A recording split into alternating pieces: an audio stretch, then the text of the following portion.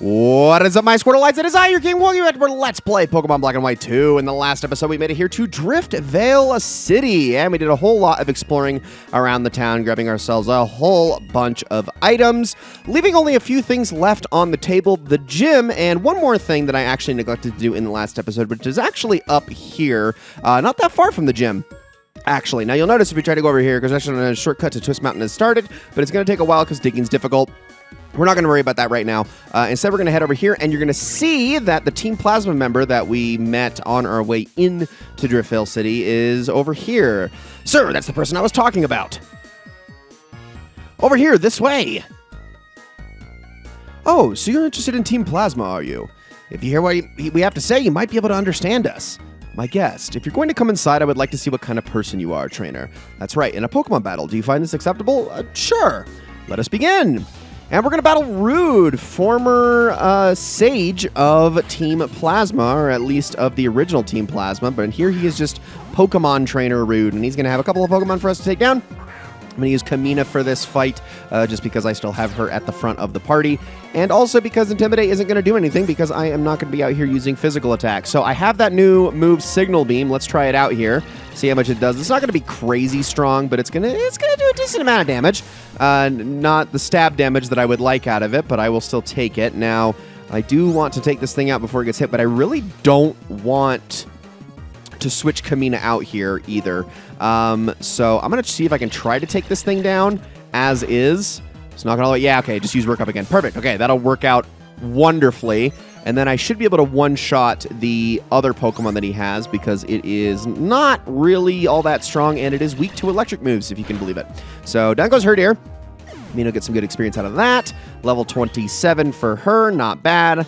We continue to get experience for Farina, who is useless until they evolve. Now, Swoobat is next. I think this is actually is this our first time seeing a Swoobat in this playthrough? I think it is. I don't even know if we've really seen all that many Woobat. They were everywhere in the first game, but hasn't been very common here in the sequel. But I will use Volt Switch on you because that should take you down in one shot, no problem. Can't wait until I get something that doesn't Force Switch me, so I can use electric attacks more liberally. But Farina gets to level 33, and we have defeated Rude. You fight well as if you really understand your Pokemon. Nice. I will take it. I apologize for testing you. Being former members of Team Plasma, we must deal with a lot. He got away! And that is your friend. He may join us. Okay, sure.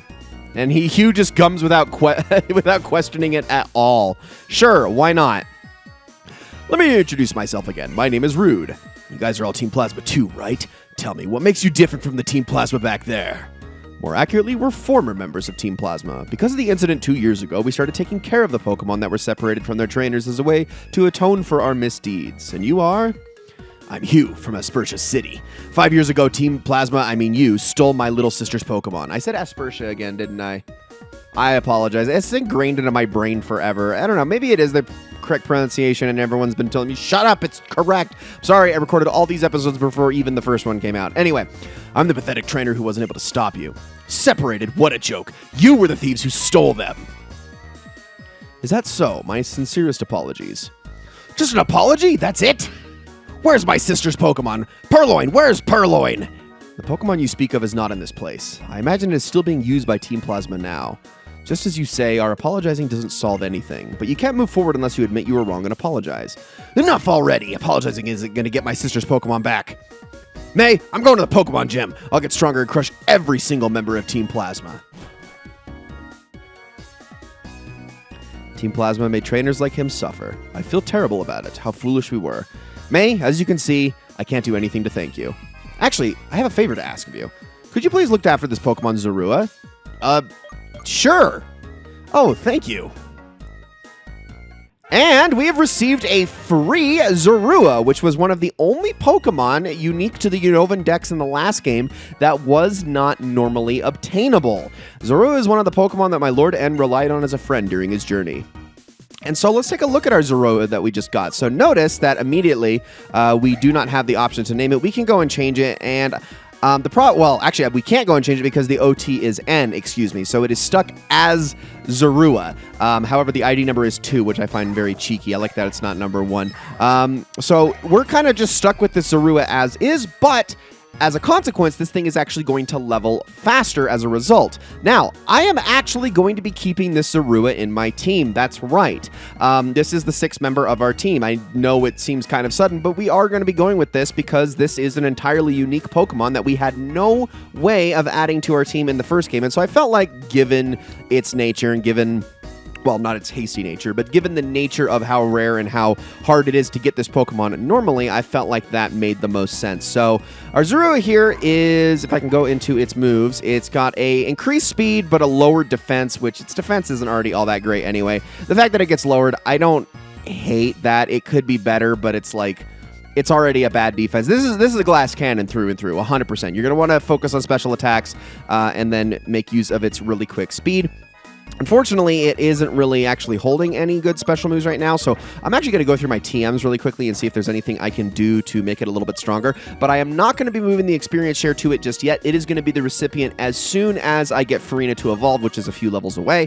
For now, though, let's just go into our TMs, which I don't think there's much here. Frustration, honestly, might be a good pick at this moment in time, but I'm looking specifically for special moves, and... maybe we really don't have... oh, we have Snarl. What am I saying? This is actually a perfect move. We did get this from that Zoroark back in Lost Lorn Forest. So this is an excellent starter move to teach your Zorua if you actually pick one up. I'm going to keep Feint Attack, but I think I'm going to get rid of Scary Face here. Because lowering speed isn't totally an issue with Zorua all that much. I know Taunt isn't much better, but it is going to be... still kind of nice to have every once in a while. So I think I'm okay with that. We'll go with just that for now. And, yeah, Zorua can just kind of sit in the back of the party for a little bit until he gets another opportunity to shine. But if we head down here, you'll notice, I mean, we got all these characters around here hanging out. This guy right here, you can't change the past, but you can change the future. That's why I changed my outfit. I can still fit into the old one, though. Really? I believe you, dude. I do. Even though you have taken on the chubby guy aesthetic, I am sure that you can fit into those gray condom socks just fine. What about you two? Team Plasma is an organization created by a man named Getsus to help him take over the Unova region. The one he groomed to help him further his nefarious aims was N. N was a strange boy who was called the child of the Pokemon. N was an orphan. I heard that right after he was born, he upset people with behavior that suggested he could talk to Pokemon. When he was living in the woods with Darmanitan and Zorua, Getsus took him in. We are also orphans Getsus took in. Our task was to take care of N. So everyone was kind of groomed in this situation. It's really kind of like messed up the more you read into it. Like, not only was, I mean, obviously being a gang that was stealing Pokemon and all that stuff, it's horrible. But like, I feel like Team Plasma, you know, they raise the whole ethical question of, oh man, do Pokemon really have free will and blah, blah, blah. I feel like Team Plasma is like unequivocally the most evil organization that has ever existed in Pokemon, at least up to this point. And we'll talk about villainous organizations in later games.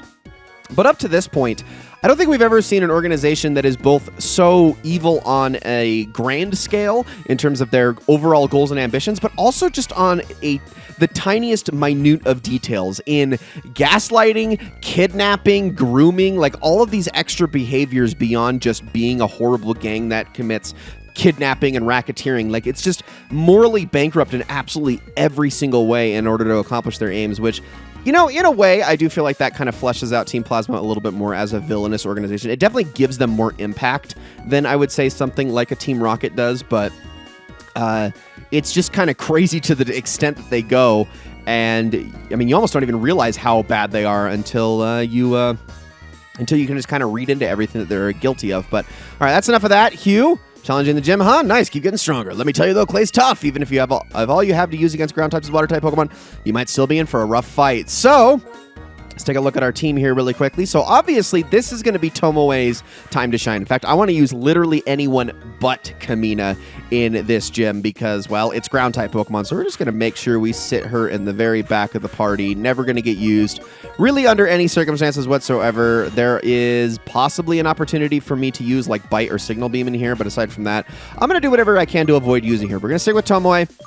Jack if we need to, and I don't think Challenger's going to do too much, but at least Challenger can avoid those ground type attacks. So let's head on inside, and let's go over what I think is the most difficult to navigate gym in the entire game. Welcome to the Driftveil Pokemon Gym, and this gym elevators are provided for your use. And by difficult to navigate, I mean this place actually gets legitimately kind of confusing if you don't have an overarching view of the entire area. And we're definitely not going to get through it in just today's episode. We got a lot to cover, but let's talk to this guy first. Welcome to the Driftveil Gym. This is for you. We obtained ourselves a fresh water. Nice. Gym Leader Clay uses ground-type Pokemon. Well, just between you and me, ground-type Pokemon aren't good against water-type attacks. They also don't like grass or ice-type attacks. And in this gym, the area you walk on will light up. Where you've been is a hint for where you need to go. Okay, good to know. So, as we head into each one, you're going to notice there is a path here. You're going to have conveyor belts that are going to take you to each one. And as this place continues, it is going to get really, really big very quickly. But you also have elevators that are going to go up that are going to allow you to get a lay of the land to an extent. You're just going to be able to see small portions of this room. This room is massive, though. In fact, it is a... Is it a 6x6? It is a 7x6 grid. Is it 7? No, it is 6x6. Yeah, 6x6 grid. So you got 36 different platforms in here that you're going to need to be aware of as you're making your way around. And some conveyor belts are going to take you over, some are going to take you under, so you have to keep that in mind too. Not everything is directly connected to one another. So this is quite a large gym to navigate. I think it's one of the hardest in all of Pokemon history. And you're also noticing, if you're paying attention, that Pokemon in here are immediately level 31. Now that is both good and bad. It is good because we're going to be getting a lot of experience, but bad because I am going into this thing actually quite under-leveled. Getting a team of 6 this early on, maybe not the best idea in the world, but we're going to roll with it. So let's just do it and hope for the best and hope that nothing goes too poorly. All right, well, whatever. Anyway, so he says to look for clay wherever there is lots of ores. That's fine and all, but actually trying to, get to him is not the easiest thing in the world, even if you can, figure it out. So you can see here, I can't really make out much of the elevators just yet, but as we continue, we're going to be able to make out more and more. My obvious goal, though, is to battle every single trainer in this gym. I will try. I'm using a map to, help my way through it, but I'm going to really try to pay attention here because there are quite a few trainers in this gym, actually. I want to say there's 7. So got a lot of ground to cover and hopefully a lot of experience to get. I really hope that Farina evolves by the time I'm done with this gym. And that is not going to be fun to deal with. Tomoe going slower than everything is going to be a little bit of a problem. But luckily, we got that Eviolite on her that is going to make her a little bit stronger. Let's keep hitting these water pulses. And hopefully, I need to be getting one-shots, though. I understand that I didn't on Baltoy because Baltoy's got that really good special defense. But, yeah, I really do need to be, getting some knockouts here. Otherwise, I'm going to be healing a lot in this gym, and I would really rather not do that. Okay, ooh, we get to go first this time. Thank goodness. With the Razor Shell, I will take it. I need to be honestly using that more in options where that is applicable as well. Now we got Sandile. So that's 3 Pokemon. Not Intimidate. All right, I'm going to default back to Water Pulse for this one. But if we can get Tomoe to level 29 by the time we challenge the gym leader, I think that would be ideal. I actually can't remember if I have I think I have another rare candy in my pockets. Probably should check that. It has been a couple of days since I recorded the last episode, so I'm not 100% aware of everything that I am holding at the moment. So let me just verify that really quickly, because if I can get Farina to level 34, I can just go ahead and use that and then move on. I'm checking the wrong pocket here. There it is. 1 rare candy. Okay, well, I'm definitely going to probably end up using that. Also use a fresh water on Tomoe now. May as well. And let's exit out of there. Okay, so next stop, I'm actually going to head this way, just for now. Just going to kind of cycle my way through, and I'm just going to head up. I will backtrack the other way a little bit later, but I'm going to battle the trainer that is waiting at the end of this platform right here on kind of an independent spot. I don't really think I need to go anywhere else. Oh, no, I do. I actually do know where I need to go next. It's going to be kind of a strange path around this gym, and like I said, I'm just kind of making it up as I go. So, okay, level 31 Drillbur.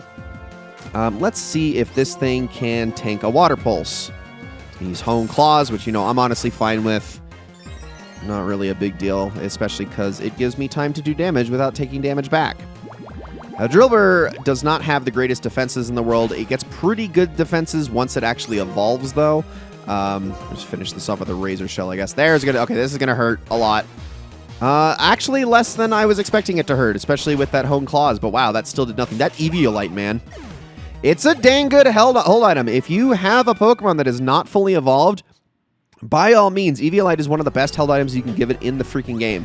Anyway, Now we're going to head back this way, and I'm going to go left, but then I'm going to head back up, and you're going to notice there was the conveyor that went underneath the guy we just fought. We're going to follow this one. This is going to take us all the way to a dead end, but there's a trainer over here that I specifically want to find to battle, and then we can just backtrack. So up next, and I think this might actually end up being the last trainer of the video as well. I don't know. It depends on how many he has. He only has one. Okay, maybe we can fit one more fight into this video after the fact. We will see. Because I did just pass my time limit, but it's all right. I'm usually very lenient with that. I try not to be extremely rigid with times. This is not 2011 YouTube where you couldn't go a second over 15 minutes. You know what I mean? Unless it was granted to you, I should say. Which, I mean, given how long my channel's been around, I would assume I'd have it by then, but still. Kind of hard to have a 14-year-old channel in 2011, but all right. Like, to put that into perspective, okay, wow, I just made myself feel really old right now. If I had, like, if I was at where I'm at now on YouTube back in 2011, that means I had gotten started in 1997. That's, ow, that, like, hurt my soul just to think about that for a second. Like, I know that's not exactly how it works because obviously YouTube hasn't been around that long, but I've been doing this for too long. All right, let's battle you next. We got, I think, only one more, is it one more trainer left in this gym, or is it two? Try to look at the map here. I think it's two. Yeah, it is two. Okay, we're fine. Because we're going to backtrack to the second trainer we fought, which was on the very south side of the gym, and then we're going to make our way up and around from there. And we'll start doing that in the next episode. So let's just take this guy out. Rock slide. That's going to do a little bit of damage. Not the flinching, though. That's going to cause problems if it kept using it, which it didn't. So I will take that. Thank you very much. Okay, another water pulse. Perfect. Gosh, I really want to take... Yes! Give the confusion. Thank you very much. That's great. Come on, hit yourself. Hit yourself. No! Well, as long as you're not actually attacking, that's fine. I was really hoping I would get lucky there. Problem is that all these Pokemon are unevolved. They're not giving a ton of experience, despite the level disparity. So, not even level 28. And then we have Baltoy next. I will use Razor Shell on you in particular. Yeah, like I said, I did mention earlier that Tomoe was going to get a lot of work done in an upcoming gym. This is the one. I mean, it obviously makes sense. You're going to want to use a water type amongst ground types as much as possible. Ooh, here we go. Okay, so we have our move, Revenge. An attack move that inflicts double the damage if the user has been hurt by the opponent in the same turn. So this is going to have a base power of 120, assuming it hits. This is obviously going to be better than Tackle in every single way, so we're definitely going to want to swap those out. The only downside, obviously, being that it's not going to be great on, like, flying types, for instance, whereas Tackle would be normally effective, but hey, it's still pretty darn good. Drill next skill, another move, drill when I order them to use that move, I get all wound up. Okay, cool. I don't know why you gym trainers have something to say after every single time I defeat you, but whatever. Ladies and gentlemen, that is actually going to be it for this episode of Let's Play Pokemon Black and White 2. Thank you all so much for watching. In the next episode, we are going to be finishing up the Driftveil Gym in its entirety, and then we're going to be moving on to some special stuff that we're going to be talking about in the next episode. So I'm going to end it right here, and we will just continue from this exact spot next time. See you all then.